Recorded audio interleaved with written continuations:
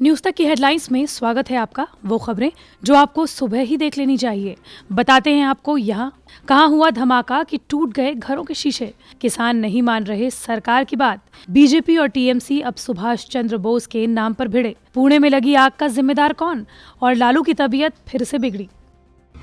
किसान संगठनों ने 21 जनवरी को 3 कृषि कानूनों को 1.5 साल तक टालने और समाधान का रास्ता निकालने के लिए एक समिति के गठन संबंधी केंद्र सरकार के प्रस्ताव को खारिज कर दिया है। संयुक्त किसान मोर्चा की अगुवाई में किसान नेताओं ने सरकार के इस प्रस्ताव पर दिल्ली के सिंघू बॉर्डर पर एक मैराथन बैठक करते हुए ये फैसला लिया। आज सरकार और किसान संगठनों के बीच 11वें दौर की बैठक से पहले किसानों ने ये फैसला लिया है। 20 जनवरी को हुई 10वें दौर की वार्ता में सरकार ने किसान संगठनों के समक्ष 3 कृषि कानूनों को 1.5 साल तक स्थगित रखने और समाधान का रास्ता निकालने के लिए एक समिति के गठन का प्रस्ताव दिया था।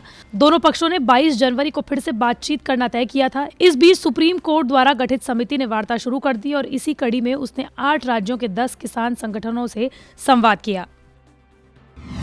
23 जनवरी को बीजेपी सुभाष चंद्र बोस की 125वीं जयंती पर पराक्रम दिवस के तौर पर मनाना चाहती है, तो वहीं टीएमसी ने इस दिन को देश नायक दिवस के तौर पर मनाने का ऐलान किया है। टीएमसी ने बीजेपी पर नेताजी की विरासत के अपहरण का प्रयास करने का आरोप लगाया है। आपको बता दें कि सुभाष चंद्र बोस की 125वीं जयंती के मौके पर पश्चिम बंगाल में वर्षव्यापी कार्यक्रम आयोजित किए जाएंगे। केंद्र सरकार ने 23 जनवरी को एक भव्य कार्यक्रम आयोजित करने का फैसला लिया है। इस कार्यक्रम में प्रधानमंत्री नरेंद्र मोदी भी शिरकत कर सकते हैं।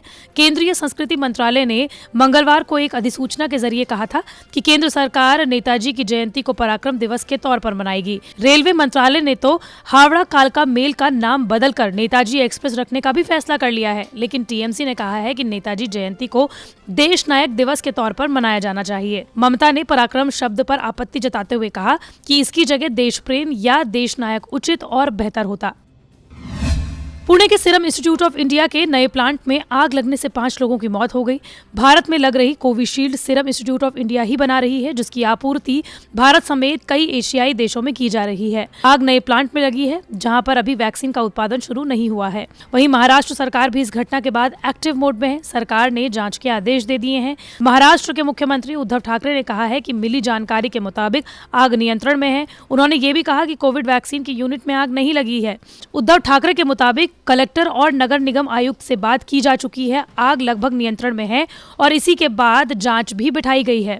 अभी तक 6 लोगों को बचाया गया है। ठाकरे ने कहा है कि इमारत में बीसीजी वैक्सीन बनती थी और इसका कोविशील्ड वैक्सीन से लेना देना नहीं है। दमकल विभाग के मुताबिक दिन के 2:30 बजे सीरम इंस्टीट्यूट ऑफ इंडिया के नए प्लांट में आग लगी। मौके पर पहुंचकर आग को बुझाने का कार्य किया गया, जिसके बाद 9 लोगों को बचा लिया गया। हालांकि स्थिति पर नियंत्रण पाने के बाद इमारत की 5वीं मंजिल पर 5 शव मिले।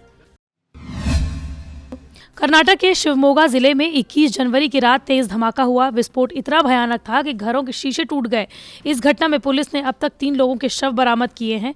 पुलिस विभाग के आला अधिकारी मौके पर हैं। शिवमोगा के जिलाधिकारी का कहना है कि प्रशासन अलर्ट पर है। इलाके की घेराबंदी की जा चुकी है। शिवमोगा शहर से 5-6 किलोमीटर दूर ये हादसा हुआ है।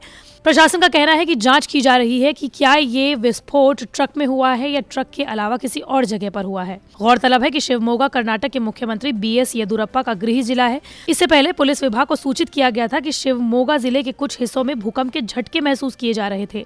अब तक केवल मामूली संपत्ति की क्षति बताई गई थी। हालांकि national centre for seismology website पर कर्नाटक में हाल ही में भूकंप की कोई रिपोर्ट नहीं है। आवाज इतनी तेज थी कि घरों के शीशे चकनाचूर हो गए। कई स्थानीय लोगों ने घटना के बाद अपनी चिंता व्यक्त करते हुए सोशल मीडिया का सहारा लिया, जिसके बाद लोगों को इस धमाके के बारे में पता चला। चारा घोटाला मामले में सजा याफ्ता और रिम्स के पेइंग वार्ड में इलाज करवा रहे राष्ट्रीय जनता दल यानी कि आरजेडी प्रमुख लालू प्रसाद यादव की तबीयत बिगड़ गई है। सूत्रों के मुताबिक उनको सांस लेने में परेशानी हो रही थी। पूर्व मुख्यमंत्री लालू को 23 दिसंबर 2017 को जेल भेजा गया था। लालू को जेल में करीब 1 महीने पहले 3 साल पूरे हो चुके हैं। वे करीब 2.5 साल से रिम्स में इलाज करवा रहे हैं। जेल में 6 सितंबर 2018 को इलाज के लिए रिम्स में शिफ्ट किया गया था और तब से लेकर अब तक उनका रिम्स में लगातार इलाज हो रहा है। लालू को सबसे पहले रिम्स के कार्डियोलॉजी विभाग में भर्ती कराया गया था।